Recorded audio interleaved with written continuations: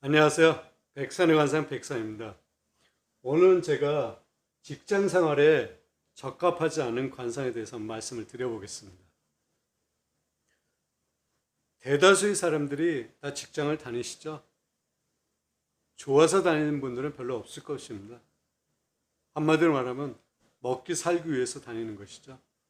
뭐 좋은 의미로 부여할 수도 있지만 그 근본은 먹고 살기 위해서 다니는 것입니다. 하지만 이렇게 먹고 살기 위해서 직장을 다니더라도 직장에 적합하지 못한 관상이 있습니다. 직장 생활에 잘 어울리지 못하는 사람들도 있죠. 그런 사람의 관상을 한번 어떤 특징이 있는지 살펴보겠습니다. 첫째는 이마가 좁고 상처가 있다. 이 이마는 하늘에 해당되는 부분입니다. 우리 얼굴이 이렇게 있으면 이마는 하늘이고 이 턱은 땅입니다. 그리고 중간이 인이죠. 그래서 천인지 이렇게 얼굴이 형성되어 있습니다. 이 하늘은 윗사람이죠. 그래서 직장을 다니는 사람들은 상사가 되는 것이죠. 그리고 직장을 안 다니는 사람이라도 이 이마는 윗사람에 해당되는 그런 자리입니다. 그래서 이마가 좁고 상처가 있게 되면 윗사람의 사랑을 받기 힘들며 자기 멋대로 하려고 하는 그런 기질이 굉장히 강하신 분입니다. 이렇게 되면 직장 생활하기가 힘들죠. 이런 분들은 자기 사업을 하는 게 맞다고 봅니다. 그리고 두 번째, 이마의 머리는 가장자리가 들쭉날쭉한 사람.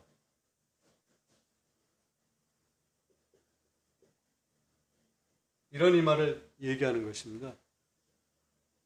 가장자리가 들쭉날쭉한 것을 발제라고 하죠. 발제가 이렇게 일자로 되거나 둥글거나 이런 갈매기 모양이 아니라 톱니만큼 들쭉날쭉하신 이런 분들이 계십니다. 제가 앞전에 범죄자 이 이마 관상을 한번 살핀 적이 있죠. 거기서 이 이마의 머리털 난도에 들쭉날쭉하게 되면 반골이상이라고 그랬습니다. 이 반골 정신이 강하고 자기 자의식이 강하기 때문에 순순히 명령에 따르지 않는다. 반골이라는 것은 과거 같으면 역적입니다. 그러니까 상사의 명령에 순순히 응하지 않는다는 그런 뜻이죠. 그래서 직장 생활에 잘 적합하지 못한 관상입니다. 그리고 이런 이마는 제가 앞전에도 한번 말씀을 드렸는데 이런 이마를 M자형 이마라고 합니다. 마치 알파 대 M자를 닮았죠. 이런 이마를 가진 사람들은 예술가나 문학적 타입입니다. 예술적 기질이 좀 있으신 분입니다. 그리고 세 번째, 눈썹이 굵고 눈썹꼬리가 빗자루처럼 나 있다. 눈썹이 굵고 눈썹이 이렇게 굵습니다. 그리고 눈썹꼬리가 이렇게 빗자루 이런 빗자루 있죠. 이런 모양인 사람들도 직장 생활에 적합하지 않은 그런 관상입니다. 고집이 세며 협조성이 부족하여 다른 사람과의 융화가 잘 안 되는 그런 분이십니다. 그래서 이런 분들도 자영업에 종사하시는 분들이 굉장히 많이 있습니다.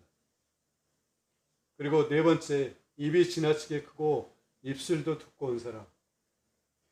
입이 작은 사람들은 성격적으로 보면 굉장히 소심합니다. 그리고 입이 크면 좀 대범하죠. 그리고 성격적으로 굉장히 밝고요. 활동적인 그런 입입니다. 그리고 이 입은 바다에 해당됩니다. 바다는 넓죠. 그래서 입이 좀 큰 것이 좋습니다. 여자 입이 크게 되면 상법에서는 이렇게 말하고 있습니다. 남자를 먹여 살린다는 그런 말이 있습니다. 입술도 두꺼우면 입술이 두껍다는 것은 애정도가 굉장히 깊다는 것입니다. 이런 분들은 남의 밑에 있기를 싫어합니다. 이런 분들도 직장 생활에 좀 적합하지 않은 타입이죠. 그리고 다섯 번째, 눈과 입이 튀어나온 사람은 투쟁적이며 남과 분쟁을 일으킨다. 여기에 해당되는 내용이 제가 다른 강의에서 겹쳐지는 부분이 있습니다. 눈과 입이 튀어나왔다는 것은, 튀어나온 것은 음양의 이치상 양입니다. 그래서 굉장히 투쟁적입니다. 소극적이지 않죠. 굉장히 적극적입니다. 그래서 투쟁적이다 보니까 남과의 분쟁을 일으키기 쉽습니다. 직장 생활은 융화죠. 근데 이렇게 융화가 안 될 경우에는 직장 생활하기가 굉장히 힘든 거죠. 그래서 직장 생활에 적합하지 않은 관상이라고 하는 것입니다. 그리고 턱뼈가 옆으로 많이 튀어나온 사람은 반골 정신이 아주 강한 사람입니다. 이렇게 태어나신 분들이 계십니다. 보통은 이렇게 둥글죠? 근데 둥근 것보다 더 지나치게 이렇게 태어나신 분들 계십니다. 이런 분도 반골 정신이 아주 강한 분이십니다. 옛날 같으면 역적입니다. 이런 분도 직장 생활에 적합하지 않은 그런 관상입니다. 그리고 귀는 이른바 늑대귀, 이는 투쟁심이 강하고 협조성이 모자란다. 이 사진을 한번 보십시오. 이 사람의 귀를 한번 보십시오. 귀가 쫑긋이 이렇게 솟아있죠. 그리고 이 부분이, 윗부분이 둥근 게 아니라 이런 형태입니다. 늑대귀가 그렇죠. 이런 분들을 늑대귀라고 하고, 이런 분들은 투쟁심이 굉장히 강합니다. 그리고 협조성이 모자라고요. 그래서 직장 생활에 적합하지 않은 그런 관상입니다. 이렇듯 여기에 해당되는 게 굉장히 많으면 이분은 직장 생활 하는 것보다 자기가 조그맣게 자영업을 하는 게 더 맞다고 볼 수 있습니다. 그리고 직장에 들어가서 직장 생활을 하더라도 자기를 낮추십시오. 그리고 자기를 많이 억제하셔야 되고, 그렇지 않게 되면 직장 생활을 할 수가 없는 그런 관상인 것입니다. 사람은 자기 마음대로 자기 기분 내키는 대로 할 수가 없는 것이죠. 항상 다른 사람을 생각해야 됩니다. 다른 사람을 배려해야 됩니다. 그게 서로 더불어 사는 우리 인생인 것입니다. 여기에 나는 한계에 해당된다.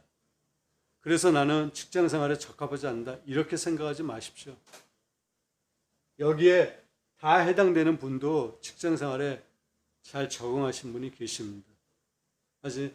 그러니 여기에 많이 해당된다고 해서 결코 깊게 생각 안 하시는 게 좋습니다. 다만 이런 게 있기 때문에 내가 이게 많으면 내가 직장 생활에 적합하지 않은 관상을 갖고 있구나.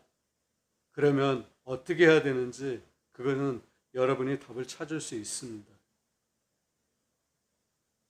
제가 이 관상 강의를 지금 하고 있지만 강의할 때마다 말씀드리는 게 있습니다. 항상 마음 수양입니다. 그래서 이런 말이 있죠. 사주부려 관상, 관상부려 심상이라는 게 있습니다. 사주는 관상만 못하고 관상은 마음의 상, 심상만 못하다는 것입니다. 모든 것은 심상입니다.